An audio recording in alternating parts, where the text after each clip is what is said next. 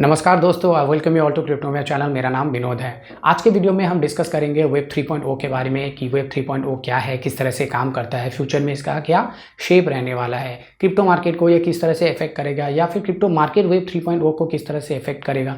बहुत सारे जो लोग बोल रहे हैं कि क्रिप्टो का प्राइस वेब 3.0 के कारण बहुत ज़्यादा बढ़ जाएगा, तो इसको भी हम समझेंगे कि क्या सच में ऐसा हो सकता है या ये बात उतनी सही नहीं है जितना लोग अभी सोशल मीडिया साइट के ऊपर बोल रहे हैं। सारी चीज़ें इस वीडियो में हम अच्छी तरह से डिस्कस करेंगे। तो चलिए शुरू करते हैं इस वीडियो को। देखिए, वेब 3.0 को अच्छे से समझने के लिए हमें वेब 1.0 और वेब 2.0 दोनों अच्छे से समझना पड़ेगा। उसके बाद ही वेब 3.0 के बारे में हम समझ सकते हैं। तो 1.0 वेब 1.0 क्या है?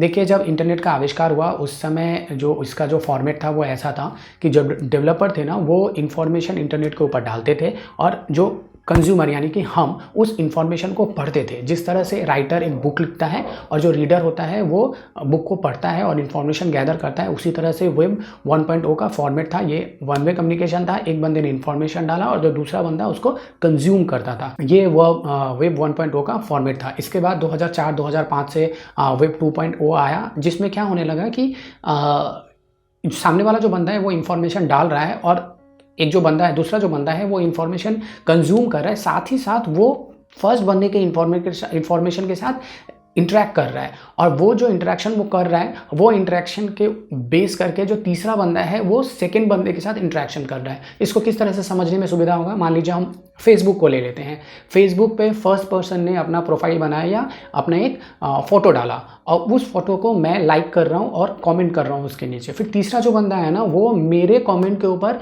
अपना कमेंट छोड़ रहा है या लाइक कर रहा है। तो फर्स्ट पर्सन के साथ मैं इंटरेक्ट किया, मेरे साथ तीसरा बंदा इंटरेक्ट किया और जो तीसरा बंदा है वो फर्स्ट पर्सन के साथ भी इंटरेक्ट कर रहा है। तो ये जो है ना वेब 2.0 का फॉर्मेट है, जहाँ पे हम इंटरनेट पे जो इंटरेक्शन है ना एक दूसरे के साथ कर सकते हैं। इसको टू वे कम्युनिकेशन भी बोल सकता है कि फर्स्ट पर्सन के साथ सेकंड पर्सन भी कम्युनिकेट कर रहा है। लेकिन ये जो फॉर्मेट आया ना, इस फॉर्मेट में एक बहुत बड़ी चीज़ हुई कि बड़े बड़े टेक कंपनियां बनी और वो टेक कंपनियां हमारा जो पर्सनल इंफॉर्मेशन है इसको बेस करके बहुत सारा पैसा कमाने लगी। वेब 2.0 में सबसे ज़्यादा फायदा जो है ना बड़े टेक कंपनियों को हुआ, क्योंकि बड़े टेक कंपनियां है ना हमारे पर्सनल इंफॉर्मेशन को बेस करके हमें ऐड दिखाते हैं और ऐड से रेवेन्यू जनरेट करते हैं। इसके अलावा हमारा जो डेटा है, पर्सनल डेटा है, इसको वो दूसरे कंपनियों को बेचते हैं, वहाँ से भी वो पैसा जनरेट करते हैं। एग्जाम्पल के लिए ले लीजिए आप फेसबुक और गूगल।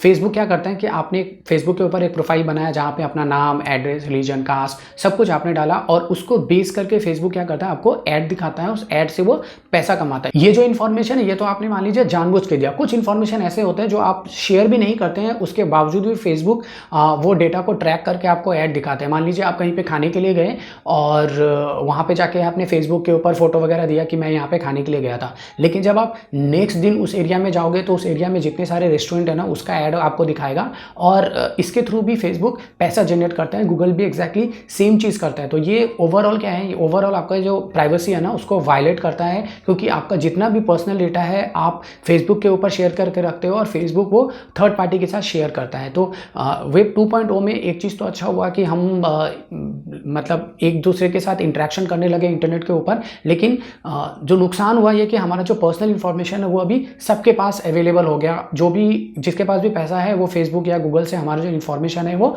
परचेज कर सकता है। तो वेब 2.0 का ये डिसएडवांटेज था। तो ये जो डिसएडवांटेज था इसको ओवरकम करने के लिए ही वेब 3.0 के बारे में बात किया जा रहा है। वेब 3.0 क्या है? वेब 3.0 बेसिकली वेब 2.0 का अपग्रेड है, जहां पे वेब 2.0 तक जितने भी फीचर आप एंजॉय कर रहे थे वो सारा कुछ एंजॉय करेंगे।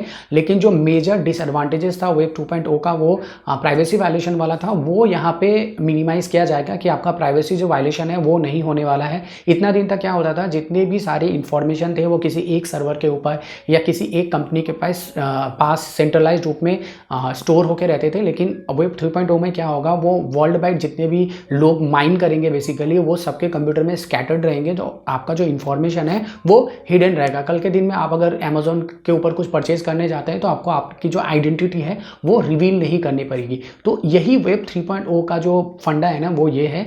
और इसके अलावा अभी तक तो मुझको समझ में नहीं आया कि वेब 3.0 का और क्या होने वाला है या आगे में किस तरह से ये चेंज होगा। होगा या किस तरह से काम करेगा, लेकिन अभी तक का फंडा यही है कि वेब 3.0 जो है वो ब्लॉकचेन के ऊपर होगा, डिसेंट्रलाइज्ड होगा। इसके कारण आपकी जो प्राइवेसी वायलेशन है ये नहीं होगी। अब मान लीजिए बात आता है कि क्रिप्टो मार्केट में वेब 3.0 का क्या मतलब है, क्यों इतना ज़्यादा हाइप वेब 3.0 के ऊपर हो रहा है क्रिप्टो मार्केट में। अब देखिए, क्योंकि वेब 3.0 ब्लॉकचेन के ऊपर काम करेगा, तो ब्लॉकचेन के ऊपर जब वो काम करेगा तो वेब 3.0 में कुछ भी चेंजेस अगर होना है ना, तो उस पर्टिकुलर ब्लॉकचेन का जो क्रिप्टो है वो जिसके पास सबसे ज़्यादा है उसके पास उतना ज़्यादा वोटिंग राइट रहेगा, और वो उस हिसाब से जो एप्लीकेशन है उसका जो फॉर्मेट है उसको चेंज कर सकता है। एग्जाम्पल के लिए लेते हैं कि मान लीजिए फेसबुक जैसी कंपनी है, कल को वो ब्लॉकचेन के ऊपर आती है, डिसेंट्रलाइज्ड फॉर्मेट में आती है,